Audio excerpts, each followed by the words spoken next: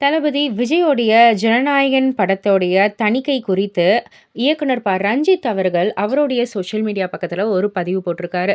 அதன்படி அவர் என்ன சொல்லியிருக்காருன்னா, ஜனநாயகன் திரைப்படத்தின் தணிக்கை விவகாரத்தில் மத்திய திரைப்பட தணிக்கை துறையின் செயல்பாடு மிகுந்த ஏமாற்றத்தையும், கடும் கண்டனத்தையும் ஏற்படுத்துவதாக உள்ளது.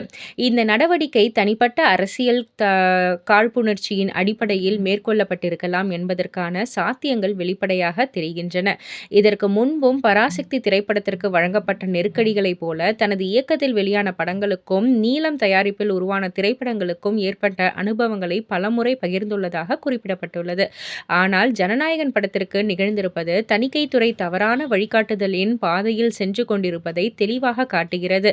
மாற்று குரல்கள் எழாமல் தடுப்பதற்காக இவ்வாறு கடுமையான ஒடுக்குமுறைகளை நடைமுறைப்படுத்தும் இந்த மோசமான போக்கை வன்மையாக கண்டிக்க வேண்டும் என்றும், படைப்பு சுதந்திரம் பாதுகாக்கப்பட வேண்டும். வருங்காலத்தில் மத்திய திரைப்பட தணிக்கைத்துறை சுயாதீனமாகவும் நியாயமாகவும் செயல்பட வேண்டும் என்பதற்காக அனைவரும் குரல் எழுப்ப வேண்டும் என்றும் இயக்குனர் ரஞ்சித் அவர்கள் அவருடைய சோஷியல் மீடியா பக்கத்தில் பதிவு பண்ணியிருக்காரு.